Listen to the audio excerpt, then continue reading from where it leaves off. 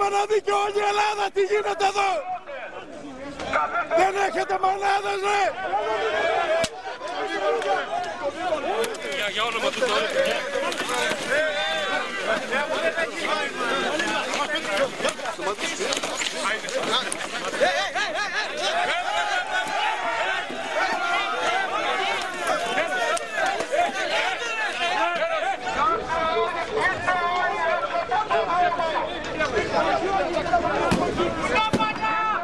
Σκηνικό πολέμου μεταξύ αγροτών και ΜΑΤ στα μπλόκα της Κορίνθου και των Σερών.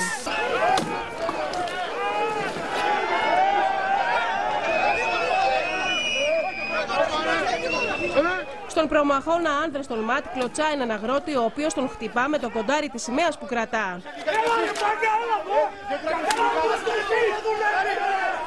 Στην προσπάθειά τους οι αγρότες των Σερών να κλείσουν την Εγνατία οδό για μία ώρα στο ύψος των Κερδυλίων ήρθαν αντιμέτωποι με τους άνδρες των ΜΑΤ που τους απόθυσαν με χημικά.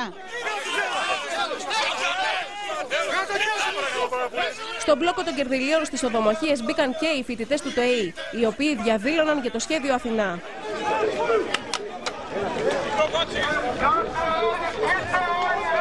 Τους πετούν πέτρες και τούβλα.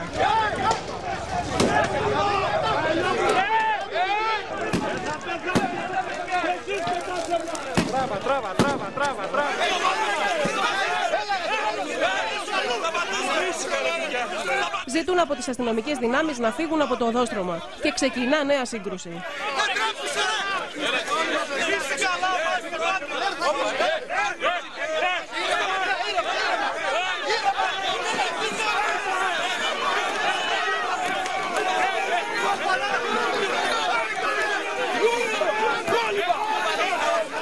Πνιγμένοι στα χημικά οι αγρότες στην Κόρινθο και ένα λάστιχα για να κλείσουν την εθνική οδό και να εμποδίσουν τα ΜΑΤ. Φοράει μάσκα για να αντέξει τα χημικά, όμως κάποιοι άλλοι δεν τα καταφέρνουν.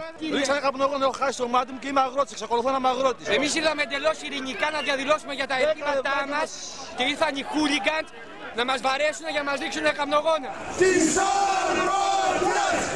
Μέσα σε κλίμα έντασης οδηγήθηκαν στα δικαστήρια το πρωί 12 αγρότες που συνελήφθησαν χθες στα επεισόδια της Λαμίας. Είχα πει τις προάλλες ότι η δουλειά της αστυνομίας είναι να κυνηγάει το έγκλημα και όχι τους αγρότες.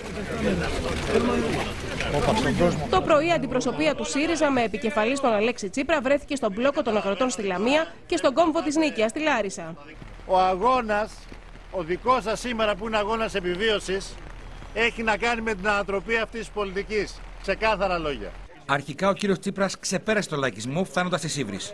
Τώρα ξεπέρασε τη Σύβρις φτάνοντας σε παραλήρημα. Δυστυχώς αποδεικνύεται ότι δεν είναι καλύτερος από τις συνιστώσεις του που καταδίκασε εμέσως πρόσφατα. Τουλάχιστον οι συνιστώσεις αυτές δεν αλλάζουν τόσο συχνά πρόσωπο. Οι αγρότες εμφανίζονται αποφασισμένοι να παραμείνουν στα μπλόκα με εξαίρεση τους αγρότες στον κόμβο της Κουλούρας, οι οποίοι από σήμερα